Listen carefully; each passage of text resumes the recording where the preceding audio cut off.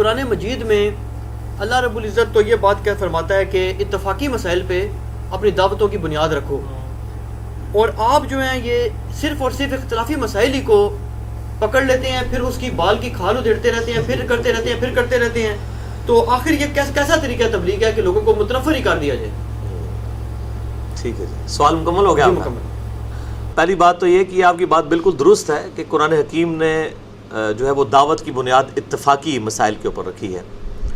سورہ النساء کے اندر آتا ہے نا، اعوذ باللہ من الشیطان الرجیم، بسم اللہ الرحمن الرحیم، قل یا اہل الکتاب تعالوا الی کلمۃ سواء بیننا وبینکم الا نعبد الا اللہ. آؤ اہل کتاب ہم اس ایک بات پر اکٹھے ہو جائیں جو تم میں اور ہم میں کامن ہے، کہ ہم مت پوجیں کسی کو سوائے اس اللہ کے، اور ہم آپس میں ایک دوسرے کا رب نہ مان لیں. اور اے نبی صلی اللہ علیہ وآلہ وسلم اگر یہ منہ پھیر لیں تو تم یہ فرماؤ کہ میں نے تو اپنا سر اپنے رب کے حضور سر تسلیم خم کر دیا ہے. یعنی میں نے اس دعوت کو پہنچانا تھا، میرا مقصد، اور زبردستی منوانا نہیں تھا. ہم اپنے رب کے حضور سر تسلیم خم کرتے ہیں، ہم مسلم ہیں. تو یہ قطعاً قرآن پاک کا یہ مقصد نہیں ہے کہ اختلافی موضوعات پہ بات نہیں ہوگی، اتفاق کی باتوں پر اکٹھا کیا جائے. اچھا اب مجھے بتائیں، اگر اس کا مطلب یہ ہے کامن ٹرمز کے اوپر آنے کا کہ چونکہ عیسائی حضرت عیسیٰ علیہ السلام کو اللہ کا بیٹا کہتے تھے، ان کے بارے میں ڈیوینٹی کلیم کرتے تھے، تو نبی صلی اللہ علیہ وآلہ وسلم ان کے ساتھ اتفاق کر لیتے کہ ٹھیک ہے جی حضرت عیسیٰ کو تو ہم بھی مانتے ہیں، آپ بھی مانتے ہیں، چلے ٹھیک ہے ان کو خدا ہی مان لیتے ہیں.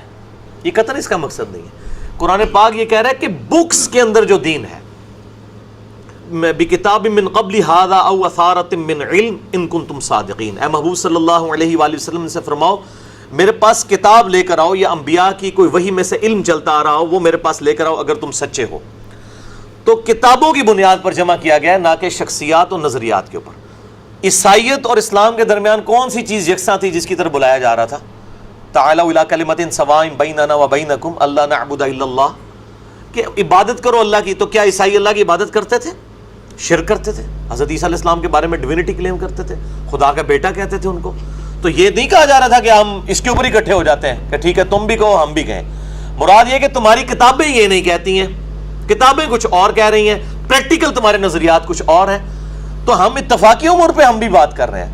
ہم جب کہتے ہیں اہل سنت کو، اہل تشیع کو، بریلوی دیوبندی، اہل حدیث، شیعہ، یا آگے حنفی شافعی مالکی حنبلی، ہم کہتے ہیں کہ ہم بھی ایک بات پر اکٹھی ہو جاتے ہیں کہ ہم نے قرآن پاک کو اپنی کامن کتاب مان لیا ہے، یا اہل سنت کم از کم بخاری مسلم کو مانتے ہیں، تو ہم اس کے اوپر اکٹھے ہو جائیں.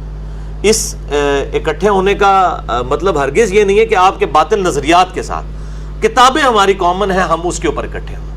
تو ہم الحمدللہ اسی دعوت پہ چل رہے ہیں کہ آ جاؤ اس ایک بات پر جو ہم میں اور تم میں کامن ہے. کیا کامن ہے؟ کہ ہماری کتابیں ایک ہیں، کتابوں کے اوپر آؤ. اب اگر آپ ہٹ درمی کا شکار ہیں، آپ اپنے بزرگوں کے نظریات کے اوپر چل رہے ہیں اور ان کتابوں پر اکٹھے ہونے کے لیے تیار نہیں ہیں، تو اختلافی مسئلہ تو آپ خود کھڑا کر دیتے ہیں. ہم تو اتفاقی امور پہ، میں نے تو بہت بڑا جملہ بولا تھا کہ جو کتاب و سنت کو مانتا ہے وہ صحیح سنی ہے، اور جو کتاب و سنت کو چھوڑ دیتا ہے، صرف نام ہی لیتا ہے، وہ ٹنی ہے. یعنی سنا کے سننی ہے، وہ ٹن ہوا ہے، یعنی اس نے کبھی دلائل کے ساتھ چیزوں کو پرکھا ہی نہیں ہے. تو یہ قرآن کی آیت کو بالکل مس کوٹ کیا جاتا ہے قرآن پاک میں، کہ اس بات پر ہم اکٹھے ہو جائیں جو تم میں اور ہم میں کامن ہے، یعنی ہماری کتابیں جس پر اکٹھی ہیں، نہ کہ ہمارے نظریات ایک ہیں. عیسائی اس وقت بھی، عیسائی اور مسلمانوں کے نظریات ایک نہیں تھے، کتابوں کا کہا گیا. اور آج بھی ہم کہتے ہیں ایک بھی ان ایمبیگوس سٹیٹمنٹ نہیں ہے پوری انجیل کے اندر یا تورات کے اندر جو توحید کے منافی ہو. غیر مبہم ہو سکتی ہے کہ دونوں طرف مطلب نکلتے ہو، غیر مبہم بالکل کرٹیکلی جو توحید قرآن کے اندر بیان ہوئی ہے، یہی تورات اور انجیل کے اندر ایون ٹیمپر ہونے کے باوجود، ورنہ ہم یہود و نصارہ کو دعوت ہی نہیں دے سکتے تھے. تو ہم جو اتفاقی امور ہی کی بات کرتے ہیں، لیکن اتفاقی امور جن پہ ہماری کتابیں متفق ہیں، ان اتفاقی امور کو جنہوں نے اختلافی امور بنا لیا ہے، مجرم تو وہ ہیں، ہم تو کوئی مجرم نہیں ہے. اور پھر وہ ہماری مجبوری ہے جناب ان اختلافی امور کے اوپر بات کرنا. اس کی وجہ یہ ہے میرے بھائیوں، آج کے دور کا انسان جو ہے وہ جس تکلیف سے گزر رہا ہے ان اختلافی امور کی وجہ سے، اس کا مسئلہ یہ نہیں کہ اس نے نماز روزہ حج زکوٰۃ کرنی ہے. وہ نماز پڑھنے کے لیے بھی نکلے تو آگے کتنے طریقے نماز کے، پھر فرقوں کے اختلافات، پھر کوئی کہتا ہے جی امام کعبہ کے پیچھے نماز نہیں ہوتی، کوئی کہتا ہے جی فلاں کے پیچھے نماز ہوتی، فلاں کے پیچھے، کوئی ایک مسئلہ ہے. تو یہ اختلافی موضوعات کو ڈسکس کرنا ہماری مجبوری بن چکا ہے، اور میں نے یہ فیلڈ اسی لیے اڈاپٹ کی ہے کہ یہ میدان خالی تھا. عام نوجوان آج کا جو جدید دور کا انسان ہے وہ تکلیف کا شکار تھا, اس کو سمجھ نہیں آتی تھی میں کہاں جاؤں, اور حتیٰ کہ کئی لوگ ایسے ہیں جو دین سے ہی متنفر ہو گئے ہیں ان علماء کے کردار کی وجہ سے. اب ان لوگوں تک حق بات کو پہنچانا یہ میری ذمہ داری ہے. تو میں الحمدللہ تعالوا الی کلمۃ سواء بیننا و بینکم, آؤ اس ایک بات پر اکٹھے ہو جائیں جو تم میں ہم میں کامن ہے. تو میں کتابوں کے اوپر اکٹھا کر رہا ہوں, شخصیات کے اوپر نہیں. شخصیات جس میں ہم جمع ہو سکتے ہیں وہ محمد رسول اللہ صلی اللہ علیہ وآلہ وسلم کی مبارک ذات ہے, اسی شخصیت کی طرف ہم بلا رہے ہیں. تو یہ اختلافی امور تو یہ بنا دیتے ہیں, ہم تو اتفاقی امور کی طرف بلاتے ہیں. ہم تو کتاب و سنت سے دلائل پیش کرتے ہیں. ہم کب کہتے ہیں کہ یہ میرا نظریہ ہے؟ ہم تو اپنے محبوب صلی اللہ علیہ وآلہ وسلم کے ڈاکیے بن کے بات کر رہے ہوتے ہیں. جو صحیح بخاری میں حدیث ہے, بلغوا عنی ولو آیہ, پہنچا دو میری طرف سے خواہ ایک آیت ہی تمہیں آتی ہو. ہمیں جو باتیں پتہ چلتی ہیں پھر ہم حوالے بھی جو دیتے ہیں کتاب و سنت سے. ہم کہتے ہیں کہ اگر کوئی بریلوی ہے بریلویوں کا ترجمہ قرآن کا حدیث کا پڑھ لے, کوئی دیوبندی ہے اہل حدیث ہے شیعہ اپنے اپنے بزرگوں کے ترجمے پڑھ لے.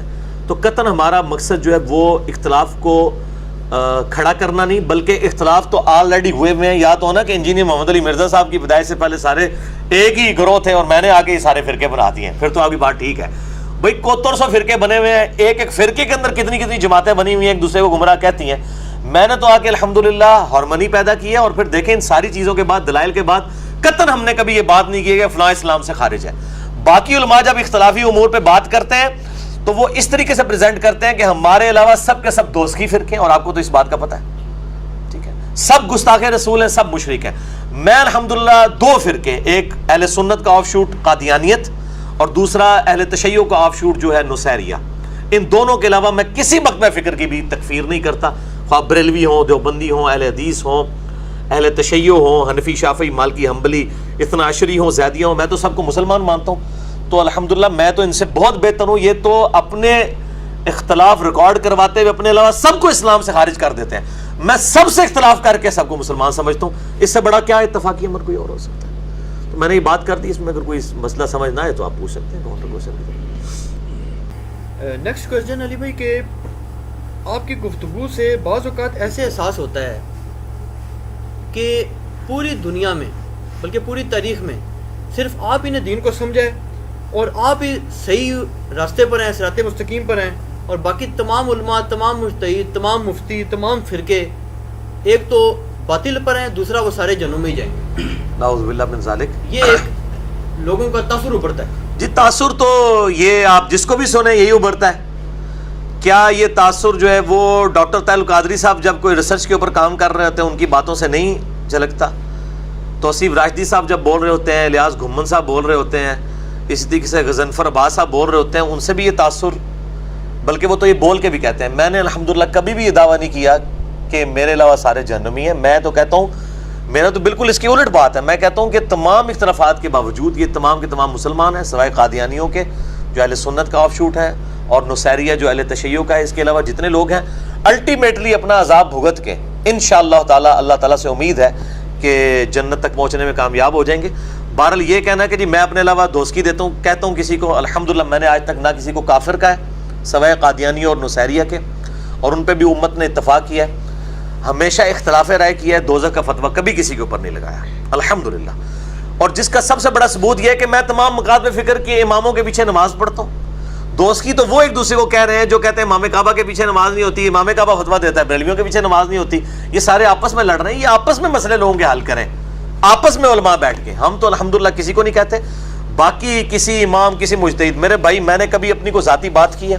میں جب بھی بات کرتا ہوں میں کہتا ہوں قرآن حکیم میں لکھا ہوا ہے, صحیح بخاری میں لکھا ہے, صحیح مسلم میں. اماموں کی تو کوٹ کر کے ہم چل رہے ہوتے ہیں. ہم سارے اماموں کو رحمہ اللہ تعالیٰ کہتے ہیں, کبھی کسی امام کو گالی نہیں دیتے ہیں. اب جن لوگوں نے احادیث اور قرآن کے مقابلے پہ 14ویں صدی کے, 13ویں صدی کے, 12ویں صدی کے علماء کو کھڑا کر دیا ہے اور انہوں نے دین کا جنازہ نکال دیا, تو ہم ان کے مقابلے میں بات کر رہے ہوتے ہیں. ہماری ذاتی دشمنی تو کسی کے ساتھ ہوتی نہیں. ہمارا بھی تو کوئی در سمجھنے کی کوشش کرے کہ آج تک کسی, میں بار بار پنجابی میں ایک بات بولتا ہوں کہ میری مجھ نہیں کسی نے کھولی, میری بحث تو نہیں کسی نے کھولی ہے.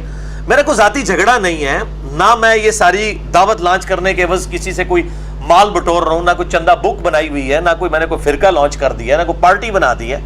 ہم تو ہمیشہ یہ بات کرتے ہیں کہ یار اللہ کے بندو, جس جس فرقے میں آؤ اپنی اپنی کتابیں پڑھ لو. بریلوی اپنا ہی قرآن کا, بخاری مسلم کا ترجمہ پڑھ لیں تو پتہ چل جائے گا ان کے ساتھ کیا دھوکہ کیا ہوا ہے تو ہم کسی کو الحمدللہ دوست کی نہیں کہتے. یہ لیکچر اور مجھے پکڑنا تو بہت آسان ہے, باقی لوگوں کو تو پکڑنا مشکل ہے. جس بندے کی ہزاروں ویڈیوز نیٹ کے اوپر چڑھی ہوں, کہیں سے تو بات پکڑی جا سکتی ہے. ایک تو وہ چول ہے جو علماء کرتے ہیں, بیچ میں سے ایک ٹکڑا اٹھاتے ہیں جس کا سیاق و سباق کانٹیکسٹ کچھ اور ہوتا ہے, اور اپنا لقمہ جو ہے اس کے منہ میں ڈال دیتے ہیں. میں لوگوں کو دیکھ رہا ہوتا ہوں, بالکل میں نے اپوزٹ بات کی ہوتی ہے. یہ تو اسی طریقے سے قرآن میں لکھا ہے کہ حضرت عیسیٰ اللہ کے بیٹے ہیں, آپ بس اتنی بات اٹھا لیں. وہ لکھا ہوا ہے کہ عیسائیوں کا یہ کلیم ہے, اور وہ لوگ کفر کر رہے ہیں جو کہہ رہے ہیں کہ حضرت عیسیٰ اللہ کے بیٹے ہیں. اب بیچ میں سے اگر قرآن سے بھی پک اینڈ چوز ہو جائے تو اس کا تو کوئی علاج نہیں ہے. یہ اکثر لوگ مجھے بھی کہہ رہے ہوتے ہیں جی آپ احتیاط سے, جتنی بھی آپ احتیاط سے بولیں, جب کسی نے بےمانی پہ کوئی اترا ہوا ہے بیچ میں سے جملہ اٹھانے والا, تو آپ جتنا مرضی سوفسٹیکیٹڈ جملہ بولیں, اٹھانے والوں نے تو قرآن سے بھی اس طرح کے جملے اٹھائے ہیں. لہٰذا اس چیز کا کوئی علاج نہیں ہے. اور الحمدللہ میں بریلوی, دیوبندی, اہل حدیث, اہل تشیع, اثنا عشری, حنفی, شافعی, مالکی, حنبلی اور زیدیہ سب کے سب لوگوں کو مسلمان سمجھتا ہوں. اور انشاءاللہ تعالیٰ میں اللہ سے امید کرتا ہوں کہ اگر اللہ تعالیٰ نے ان کے ساتھ کوئی درگزر والا معاملہ فرمایا تو دوزخ کا پھیرا لگائے بغیر ہی جنت میں چلے جائیں گے, اور اگر ان کے اعمال کی سزا ان کو بھگتنی پڑی تو دوزخ میں جانے کے بعد الٹیمیٹلی کلمہ کو مسلمان نے جنت میں جانا ہے. میرا الحمدللہ یہی عقیدہ ہے. اللہ کا شکر ہے. بالکل کلیئر کر لیں اس پہ. آپ فرقے کی یا یہ جو چھوٹی چھوٹی فرقیاں بنی ہیں ان کی کیا ڈیفینیشن آپ کے نزدیک ہے؟ کیونکہ آپ جو ڈیفینیشن بتائیں گے نا تو میں سمجھتا ہوں کہ بلکہ زیادہ تر لوگوں کا بھی یہ رائے ہے جو انہوں نے کوشش بھیجی ہیں کہ اسی میں آپ بھی اور آپ کے پورے جو ایفیلیٹڈ لوگ ہیں جیسے ہم لوگ ہیں وہ اس میں شامل ہو جائیں گے. کیونکہ وہ یہ کہتے ہیں جی کہ اب آپ کی تعداد لاکھوں میں جا چکی ہے, کافی زیادہ. آپ نے خود بتایا, صحیح کہتے ہیں الحمدللہ, وہ کہتے ہیں, ظاہر ہے ایسے فرقیاں ایسی میں تصدیق کرتا ہوں کہ علماء نے کوئی بات تو ٹھیک کی ہے. جی, تو ایسے فرقے نہ بھی ہوئے تو فرقیاں تو ایسی ہیں نا کہ جن کی تعداد آپ کے فالوور سے کم ہے, اور پھر آپ کے فالوورز بھی جو ہیں وہ آپ بڑے سے بڑے عالم کا, بڑے سے بڑے مجتہد کا بھی بتائیں تو وہ کہتے ہیں انجینئر صاحب کس بارے میں کیا رہے ہیں, کہتے ہیں نا ماشاءاللہ. نہیں تو پھر یہ فرقہ ہی ہوا نا پھر تو. اچھا بھائی فرقے جب بھی بنتے ہیں نا, فرقوں کی کتابیں ہوتی ہیں. فرقوں کی سب سے پہلی ڈیفینیشن یہ ہوتی ہے کہ وہ کہتے ہیں کہ جو ایک جنتی گروہ قیامت تک خاک پہ قائم رہنا ہے وہ میں اور میری جماعت ہے, اور باقی سب کے سب دوست کی ہیں. کیا آپ نے مجھ سے کبھی یہ دعویٰ سنا ہے؟ اس کے الٹ ضرور سنا ہے. تو میں نے میرے بھائی کوئی نیا فرقہ لانچ نہیں کیا. نیا فرقہ لانچ ہوتا کتابیں نہیں ہوتی, ٹھیک ہے جی, کتابیں نہیں ہوتی. کوئی آپ کو سلیبس کتاب کے دی جاتی کہ یہ ہمارے فرقے کی یہ ہے, کسی فرقے کا نام ہوتا. ہم نے اہل سنت pag.com ویب سائٹ کا نام بھی صرف اس لیے رکھا کہ مولویوں کے شر سے بچا جائے, کیونکہ اگر ہم اس کا نام رکھتے کتاب و سنت.com تو لوگ کہتے ہیں جناب یہ تو جناب کوئی نیا فرقہ کھڑا کر دیا, کتاب و سنت کو تو ہم سب مانتے ہیں. اہل سنت ظاہر ہے میں ایک مین سٹریم پہ جو سنی شیعہ اختلاف ہے اس میں ایک اپنے آپ کو اہل سنت کی فکر پہ اس حوالے سے مانتا ہوں, اس فکر کو میں ڈومینیٹ سمجھتا ہوں. تو میں نے اس لیے اہل سنت کی فکر کی, جو صحیح مسلم کے مقدمے میں امام مسلم نے لکھا ہے کہ اہل سنت کی حدیث لی جائیں گی اور اہل بدعت کی نہیں لی جائیں گی, تو اس فکر کے اعتبار سے ہم اہل سنت کی بات کر رہے ہوتے ہیں. ادروائز کوئی فرقہ لانچ نہیں کیا, کوئی ویب سائٹ کا نام بنانے سے کہتے ہیں جی اہل سنت پاک فرقے کا نام ہے. بھائی اہل سنت والجماعت بریلوی دیوبندی کہلواتے ہیں دونوں. اہل سنت نام ان کی 20 ویب سائٹس اپنی ہیں, کوئی جماعت اہل سنت کے نام سے, کوئی اہل سنت وال جماعت کے نام سے, کوئی اہل سنت وا جماعت کے نام سے. یہ بھی فرق ہے ول اور وا. یہ ول لکھتے ہیں دیوبندی اور واو لکھتے ہیں بریلوی, وہ کہتے ہیں انہوں نے ول پہ ہے, حالانکہ عربی میں ول ہے, واو بھی چل جاتا ہے. تو یہ ان کی تو اپنی حالت, یہ چھوڑ دیں, مجھے تو ان کا پورا کچا چٹا پر پتہ ہے, میں اور طرف چل پڑوں گا. کوئی ہم نے نیا فرقہ لانچ نہیں کیا. الحمدللہ ہم انہی مسجدوں میں نمازیں پڑھتے ہیں. دیکھیں ہم نے کوئی اپنی مسجد لادا نہیں کی ہوئی ہے, کوئی مدرسہ لادا نہیں کیا ہوا ہے. انہی کے پیچھے نمازیں پڑھتے ہیں. ان لوگوں کے پیچھے پڑھتے ہیں جو ہمیں مرتد کہتے ہیں, ہم ان کے پیچھے نمازیں پڑھتے ہیں. ان لوگوں کے پیچھے بھی مجبوراً پڑھ رہے ہوتے ہیں جو یزید کو رضی اللہ تعالیٰ کہہ رہے ہوتے ہیں ہمارے دل پہ تو چھریاں چلتی ہیں, ہم پھر بھی کہتے ہیں یار نمازیں ان کے پیچھے پڑھیں گے. ان کی غلطی اپنی جگہ پہ. تو الحمدللہ ہم نے کوئی فرقہ نہیں نیا لانچ کیا, بالکل نہیں, یہ غلط, بالکل جھوٹا الزام ہے. کوئی نیا فرقہ لانچ نہیں کیا. الحمدللہ سارے گروہوں کو مسلمان سمجھتے ہیں, اور امام مالک کا جو قول ہے کہ اس امت کے آخری انسان کی بھی جو اصلاح ہے اسی طریقے پہ ہوگی جس طرح پہلے انسان پہ. اگر سیدنا ابو بکر, عمر, عثمان و علی رضی اللہ عنہم اجمعین وعلیہم السلام اور اہل بیت بریلوی دیوبندی اہل حدیث شیعہ تھے تو ہم اہل بریلوی دیوبندی اہل حدیث شیعہ ہیں, اور اگر وہ عام مسلمان تھے تو ہم اپنے آپ کو مسلمان سمجھتے ہیں. بال یہ بیچارے بٹ چکے ہیں, ہم ان کی تکفیر نہیں کرتے جماعت المسلمین کی طرح, ہم ان کی اصلاح کی کوشش کرتے ہیں. اچھا, آپ کی بعض باتوں سے ایسے تاثر پڑتا ہے کہ آپ بڑے کٹر متشدد قسم کے اہل حدیث ہیں. بعض سے لگتا ہے جی آپ دیوبندی ٹائپ ہیں, بعض کہتے ہیں جی بالکل لگتا ہے کوئی بریلوی بلکہ اس سے بھی آگے بڑھ جائیں تو بڑے صوفی ٹائپ ہیں, اور بعض کہتے ہیں جی کہ آپ بڑے جناب وہ شیعہ ہیں، بلکہ بعض تو رافضی تک کہہ دیتے ہیں. تو یہ کچھ سمجھ نہیں آتی. یہ ہمیشہ سے ہوا ہے جی، ہمارے اماموں کے ساتھ بھی یہی کچھ ہوا ہے. امام شافعی رحمہ اللہ تعالیٰ کے بارے میں تواتر سے اہل سنت ہے، تمام اسماء و رجال کی کتابوں میں ان کے اشعار نقل کیے ہیں، دیوان الشافعی میں موجود ہے کہ امام شافعی کو صرف اس وجہ سے کہ وہ اہل بیت سے محبت کرتے تھے اور امام موسیٰ کاظم کہ وہ شاگرد تھے. امام موسیٰ کاظم بیٹے ہیں امام جعفر کے، وہ بیٹے ہیں امام باقر کے، امام باقر امام زین العابدین کے، اور وہ سیدنا حسین کے، اور وہ سیدنا علی کے رضی اللہ عنہم اجمعین وعلیہم السلام. تو ان کی شاگردگی اور اہل بیت سے محبت کی وجہ سے ان کو لوگوں نے رافضی کہا. 800 سے 1200 سال پہلے. امام شافعی 204 ہجری میں فوت ہوئے ہیں، اب 1438 ہجری چل رہا ہے. تو ہمارے بزرگوں کو بھی انہوں نے اسی طریقے، ساڑھے بھی بزرگ ہیں الحمدللہ، کہتے ہیں بزرگ ہی کوئی نہیں ہے پیچھے، کوئی بزرگ ہیں. امام شافعی ہمارے بزرگ ہیں الحمدللہ، امام بخاری ہمارے بزرگ ہیں. امام شافعی کو یہ شعر کہنا پڑا جو اسماء و رجال کی ساری کتابوں میں ہے، دیوان الشافعی میں موجود ہے. ان کان رفضا حب آل محمد، اگر آل محمد صلی اللہ علیہ وآلہ وسلم کی محبت کا نام رافضی یا شیعہ ہونا ہے، فلیشہد الثقلان انی رافضی، تو جن و انس اس بات پر گواہ ہو جاؤ کہ میں رافضی ہوں.